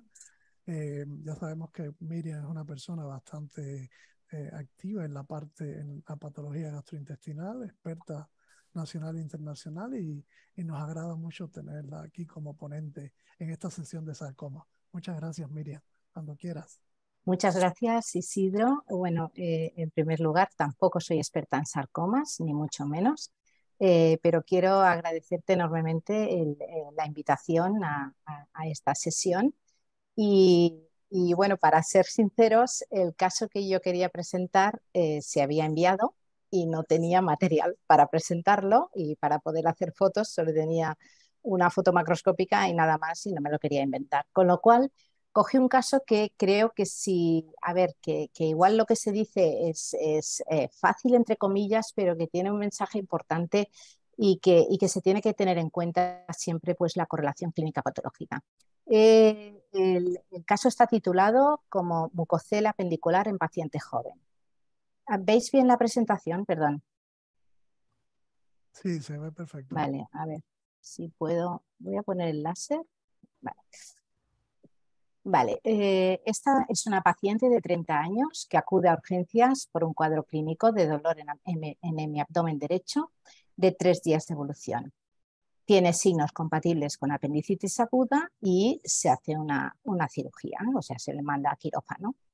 Durante la cirugía objetivan una masa tumoral que compromete no solo el apéndice cecal, sino también el mesocolon del ciego, y por lo que deciden hacer una hemicolectomía derecha. Nos remiten la pieza anatomía patológica con la orientación diagnóstica de mucocele apendicular. Bueno, por si hay residentes, el término mucocele apendicular, el término mucocele es un término clínico. Nosotros no vamos a hacer nunca un diagnóstico de mucocele, sino que le vamos a dar un nombre y apellidos, ¿eh? O sea, pero no es el objetivo de esta sesión. Esta es la pieza, que no tengo foto sin fijar, pero bueno, vemos por la parte posterior esta hemicolectomía derecha. Esta es la punta apendicular, todo esto es el apéndice. Aquí había una zona dura, este es el margen de resección. Y por la cara anterior vemos pues, el colon. Aquí estaba el ciego, esto es el apéndice, y ya abierto vemos que en la punta apendicular había una zona quística que tenía un moco pues, muy clarito, muy poco espeso, con una pequeña área multiquística. Yo creo que esta chica tuvo la suerte de que hizo una apendicitis aguda, probablemente por este acúmulo de moco retenido en la punta apendicular. Vemos estas áreas de adherencias de fibrina aquí, y realmente hizo una apendicitis aguda. Entonces vamos a ver lo que veíamos en esta punta apendicular. Pues en esta punta apendicular veíamos un epitelio bueno, pues colónico con restos de células caliciformes que no tenía ningún tipo de atipia, y vamos a ver esta zona de aquí, esta macromicro, que vemos este epitelio de colon que, bueno, que es pobre en glándulas, pero bueno, estamos ante una apendicitis aguda, pero sí que nos llama la atención que la pared del apéndice está muy engrosada, aquí hay un área muy rara, y este engrosamiento de la pared apendicular, cuando no son solo células inflamatorias, no hay mucha apendicitis aguda que veamos, y empezamos a pasearnos y vemos áreas pues mixoides, y otras áreas pues un tanto pues más celulares, con células pues más o menos sin mucha tipia, con torronas, y bueno, pues empezamos a hacer alguna tinción. Cuando hicimos la tinción de S100, porque había muchas áreas fusocelulares y las áreas mixoides, veíamos que era intensamente positivo para S100, pero no todas las células, con el control negativo de las glándulas, y la citoqueratina 20 pues tenía sus áreas. Entonces fuimos a todas estas otras zonas, porque en la masa, o sea, aquí no había nada, no había una neoplasia mucinosa apendicular de bajo grado ni de alto grado, el epitelio, sencillamente todo esto era un quiste o una retención de moco por obstrucción.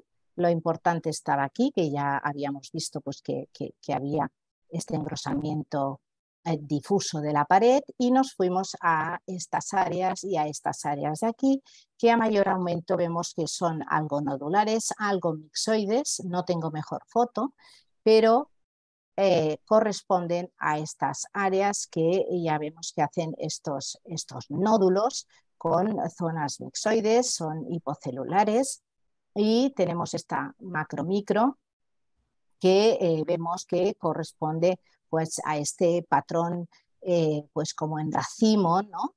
que va haciendo todos estos nódulos.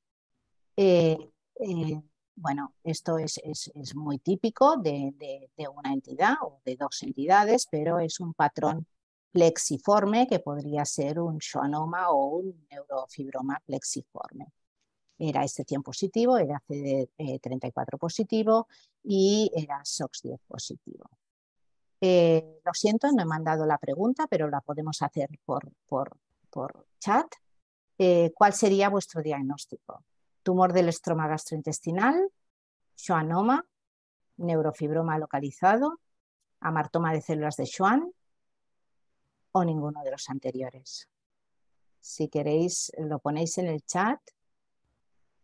Sí, y se puede responder a través del chat. Vale, veo neurofibroma, ninguno.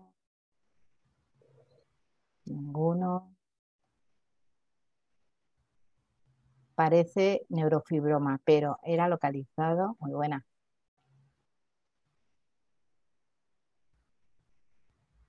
Vale, pues parece que o es un neurofibroma o es ninguno de los anteriores. Es ninguno de los anteriores porque probablemente es un neurofibroma, pero, perdón, no está localizado, ¿vale? Nosotros dimos un diagnóstico de neurofibroma de mesoapéndice fecal con patrón plexiforme y difuso. Ver comentario. Y ahora voy a lanzar la segunda pregunta. En este contexto clínico y con este tumor, ¿puede hacerse el diagnóstico de neurofibroma plexiforme? Sí, no o no tiene ninguna importancia. Podéis contestar en el chat a ver si lo veo.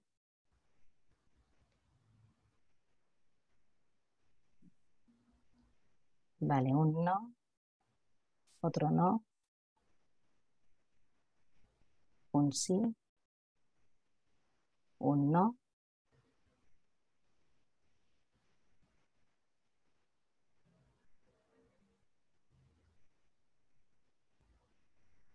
Vale, no puede hacerse un diagnóstico de neurofibroma plexiforme, aunque lo sea. Y este es el mensaje de esta ponencia.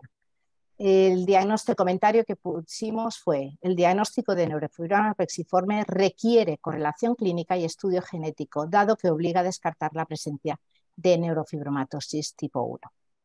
¿Por qué? Porque si yo pongo neurofibroma plexiforme en un informe, estoy casi 99% diciéndole a ese paciente, le estoy poniendo una mochila tan grande, o sea, un peso tan grande encima, con unas consecuencias importantes para esa persona y para su descendencia, que es muy importante hacer una correlación clínico-patológica. El neurofibroma plexiforme está considerado un tumor casi patognomónico y casi exclusivo de la neurofibromatosis tipo 1. No otros tipos de neurofibromas, pero plexiforme sí. Requiere que macroscópicamente se vea un área con aspecto de gusanos. Nuestro neurofibroma era un neurofibroma plexiforme, pero era pequeño. Y entonces sí que viéndolo, y no tengo mejor fotos, había una zona con aspectos de gusano. Si son plexiformes únicamente en el micro, vigilar y mejor aguantarse y no dar el diagnóstico. Estos pacientes, estos tumores, no infrecuentemente como el nuestro, tienen un componente difuso que infiltra los tejidos adyacentes, blandos o no blandos, en este caso pues la pared apendicular. Y el riesgo de transformación maligna de estos neurofibromas es del 5%. Entonces, nuestra paciente, ¿qué hicimos?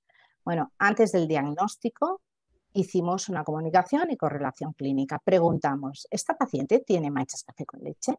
La paciente presentaba múltiples manchas café con leche, pero no había antecedentes en la familia de neurofibromatosis tipo 1 y entonces, bueno, se informó de esa manera diciéndole al clínico que por favor lo mandara a asesoramiento genético, que así lo hicieron, para confirmación o descarte de diagnóstico de neurofibromatosis tipo 1. Entonces le hicieron una exploración, tenía 7 manchas café con leche de más de 1,5 centímetros, 3 neurofibromas periféricos, tenía efélides bastante discretas tanto en axilas como en ingle y se le hizo un test genético que confirmó una mutación, esta mutación. Primero se le hizo en cDNA y era una deleción del exón 46, pero luego se repitió y corresponde a esta mutación. Bueno, ¿qué historia familiar tiene? Bueno, se le informó a la paciente sobre la enfermedad, los riesgos de recurrencia, la transmisión al 50%, bueno, el riesgo de transmisión al 50% de sus descendientes, qué opciones reproductivas tenía para tener una descendencia sana. Recordar que esta paciente tenía 30 años. Y se empezó a mirar, pues la madre tenía un cáncer, había tenido un cáncer de mama, 2 carcinomas vasocelulares, o sea que la historia materna no era informativa, y para confirmar si la neurofibromatosis es heredada, se tenía que hacer estudio genético en los padres, que recordar, bueno, hoy las unidades de consejo genético lo saben muy bien y siempre preguntan si los padres son o no biológicos. Los padres eran biológicos y no presentaban la variante patogénica de la paciente y se confirmó que la mutación era de novo. Con lo cual se confirmó el diagnóstico de neurofibromatosis tipo 1 y en la evolución se hizo una resonancia magnética craneal que fue negativa, se le hizo una interconsulta a oftalmología, que se vieron 4 nódulos de Lesch en ojo derecho y 5 en el iris del ojo izquierdo, no tenía gliomas en los nervios, bueno, no tenía nada, resto normal. Y bueno, a lo largo, porque este caso fue del año, bueno, de hace unos cuantos años, ahora la paciente tiene 39 años, y pues han ido apareciendo un nódulo en el sartorio, un neurofibroma en la palma de la mano izquierda, otro en el muslo derecho, un neurofibroma plexiforme en el brazo derecho y ahora tiene una tumoración en región cervical posterior izquierda. En cuanto a las neurofibromatosis, pues hay la neurofibromatosis tipo 1, la tipo 2 y la tipo 3 o schwannomatosis, y la tipo 1, que también, bueno, la denominación también es síndrome de von Recklinghausen, es de tipo de herencia autosómica dominante.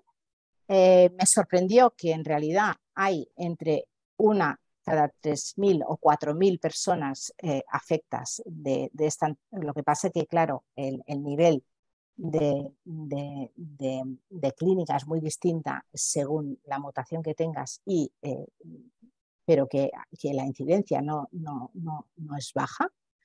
Y bueno, el gen está localizado en el brazo largo, posición 11.2 del cromosoma 17. Sintetiza neurofibromina y, como hemos dicho, hay manchas de café con leche y múltiples tipos de neurofibromas. La tipo 2 también es autosómica dominante, es mucho menos frecuente, uno de cada 40.000 casos. El gen está en el cromosoma 22, en el brazo largo del cromosoma 22, y codifica la proteína merlino schwannonina, y lo que tienen son schwannomas vestibulares bilaterales. Y la schwannomatosis o neurofibromatosis tipo 3 es también autosómica dominante, pero de penetrancia incompleta, y suelen tener múltiples schwannomas, incluyendo schwannomas plexiformes. En cuanto a los schwannomas, bueno, pues los schwannomas, los neurofibromas, a contrario de los schwannomas, son tumores que están constituidos por distintos tipos de células, y aunque el libro, la última edición del libro de la WHO dice que los subdivide en ancient, con celularidad, el celular, el atípico y el plexiforme, en todas partes están divididos en el localizado, que es el esporádico, los neurofibromas cutáneos, son los más frecuentes, están asociados a pequeños nervios periféricos y normalmente son ovillos de nervios rodeados de mucina, el difuso y el plexiforme. El difuso, hemos visto pues el componente difuso de nuestro plexiforme, pero son frecuentes en cabeza y cuello y hacen una infiltración difusa no destructiva de lo que es los tejidos adyacentes, y el diagnóstico diferencial se tiene que hacer con el dermatofibrosarcoma protuberans. No suelen malignizar, y con el dermatofibrosarcoma ambos son CD34 positivos, pero el dermatofibrosarcoma es negativo para SOX10 y S100.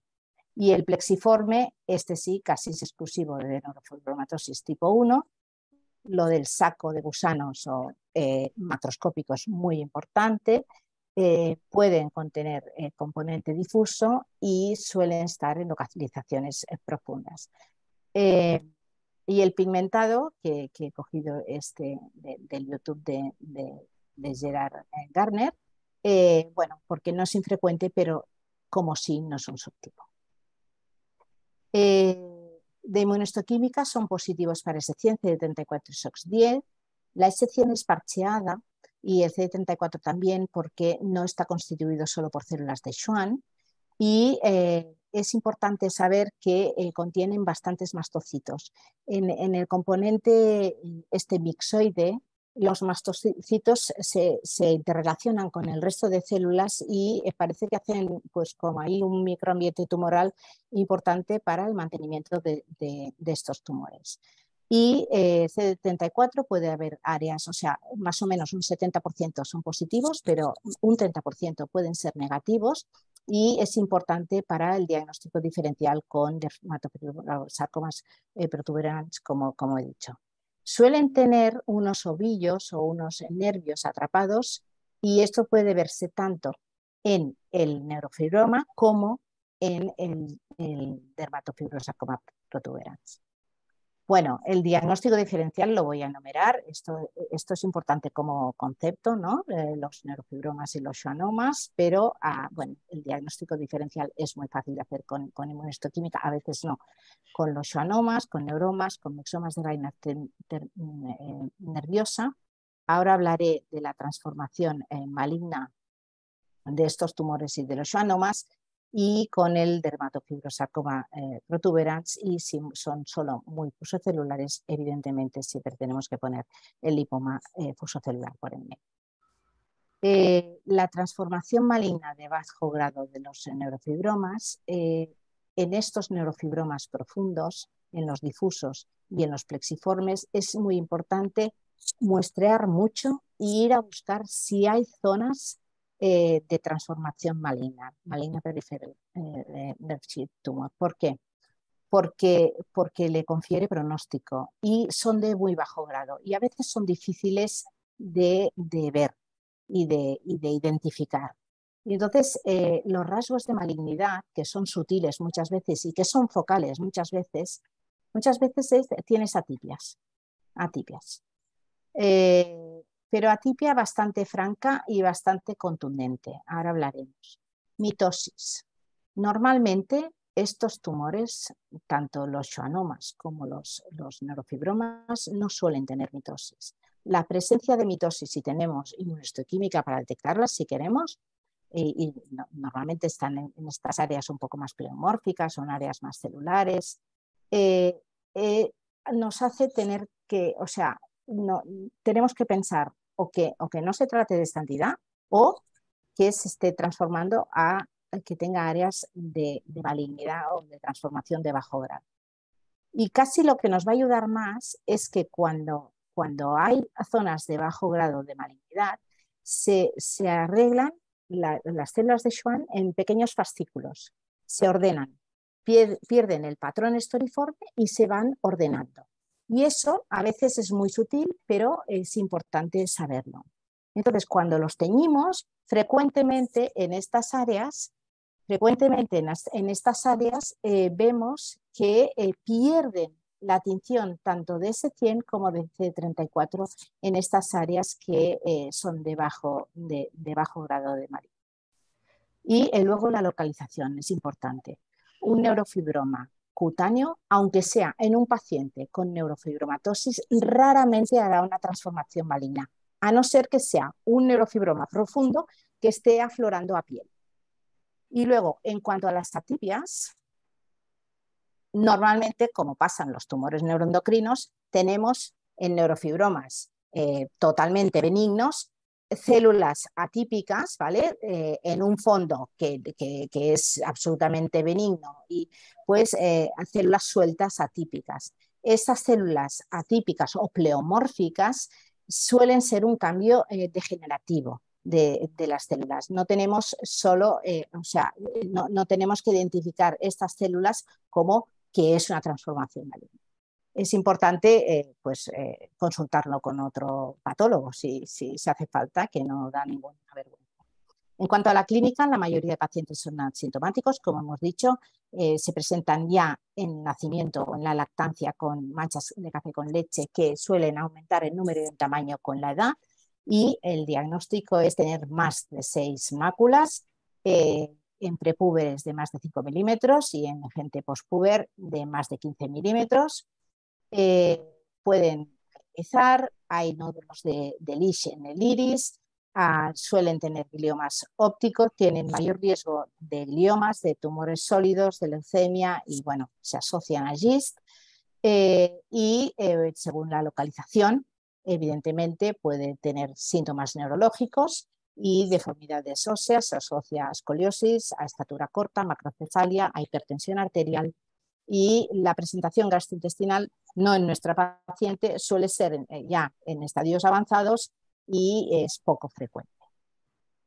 La etiología, bueno, como hemos dicho, en la mutación en el gen de la neurofibromatosis que codifica la neurofibromina, está producida por células de Schwann y oligodendrocitos, y lo que hace la neurofibromina es parar a RAS.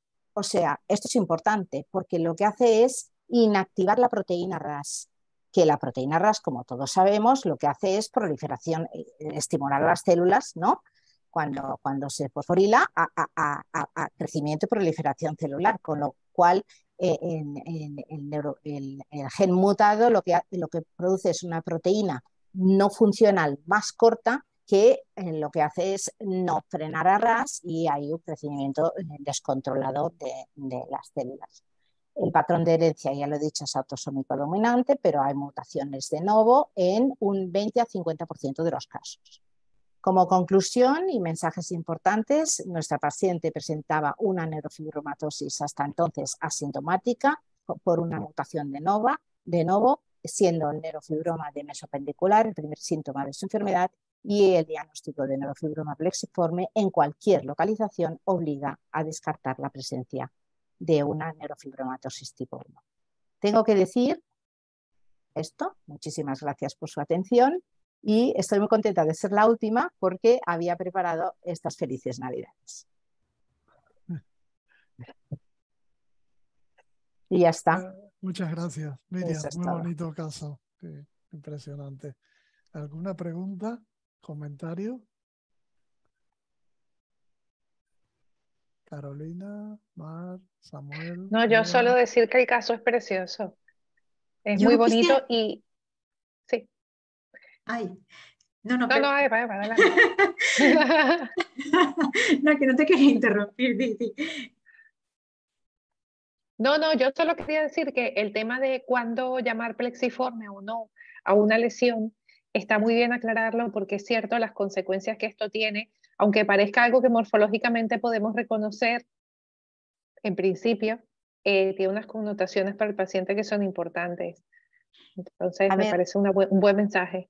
el caso es muy fácil. O sea, este caso es muy fácil porque es que además, pero es que yo me acuerdo que tuve que frenar a 4 personas, claro, hace 9 años, pero yo tuve que frenar a 4 personas diciéndoles, no podemos dar ese diagnóstico. Pero si la ¿Pero chica por tiene qué manchas no? café con leche, porque, No, a yo no ver, estoy de acuerdo. Yo pienso que si nosotros morfológicamente vemos que esto tiene un patrón yo le plexiforme, dije con patrón plexiforme y puse la nota.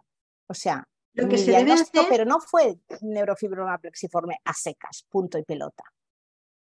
bueno, no sé, yo hubiera O puesto sea, si tú no plexiforme, tienes una mutación y no tiene, no, o sea, y una nota diciendo que se claro, recomienda ir a una unidad de consejo genético porque estas lesiones son patognomónicas de neurofibromatosis tipo 1.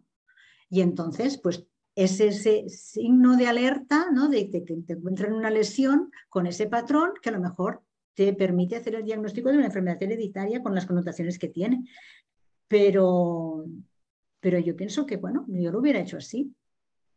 bueno, No yo sé. lo hice así. No sé. Pero primero llamé al clínico, digo, ¿esta señora tiene algo?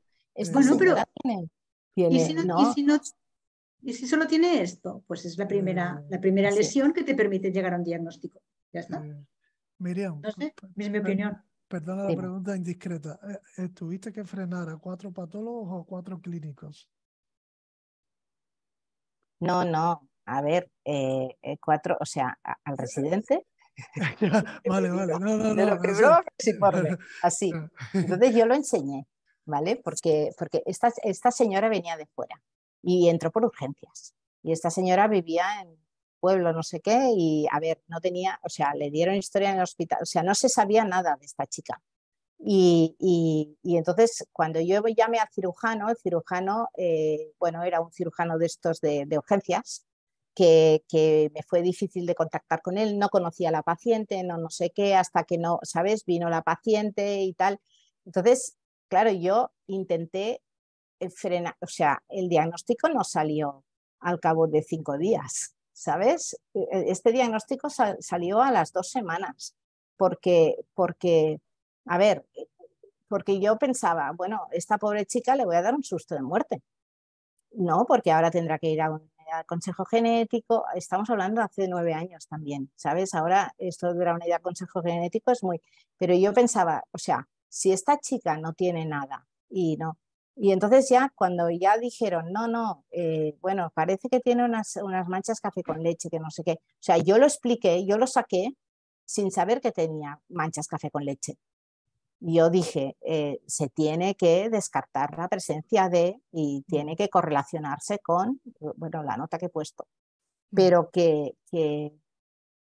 a ver, que si esto es a ver, yo lo digo por si te equivocas, ¿no? Y dices, esto es un schwannoma plexiforme y le clavas neurofibroma plexiforme y es un schwannoma, ¿qué?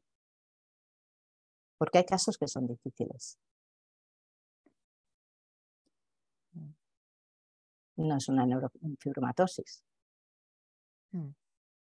Tipo 1. O sea... No sé, pero en este caso concreto, yo creo que... No, en este caso concreto era, o sea, pim, pam, ¿no? No sé, yo cuando veo una lesión que es compatible con un neurofibroma plexiforme, yo lo saco así. Y le pongo una nota diciendo que estas lesiones se asocian a neurofibromatosis tipo 1 y se recomienda que el paciente vaya a una unidad de consejo genético. Y no me parece que lo haga tan mal. Igual sí, ¿eh? No sé, es lo que suelo hacer. Isidro, ¿tú qué haces? A ver, yo normalmente intento ser diplomático, pero a ver, me parece bien las dos posibilidades. Poner tumor con patrón de tipo neurofibroma, con patrón plexiforme, se recomienda descartar una neurofibromatosis, o poner directamente el neurofibroma plexiforme y descartar una neurofibromatosis. Si después no lo es, pues genial para la chica. Claro, mejor.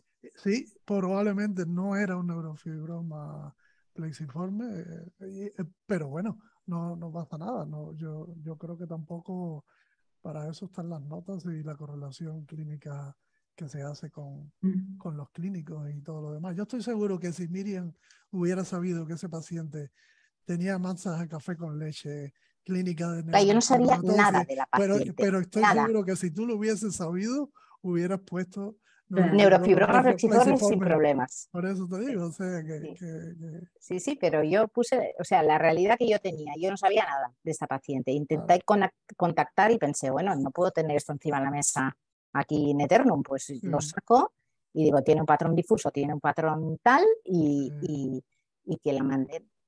Claro, y luego vi que la iban, pero bueno, no le hicieron el estudio genético hasta el cabo de un año. O sea que... Quizás es importante, quizás, bueno, no sé, lo más importante es no dejar de alertar en que esto pudiera ser una neurofibromatosis.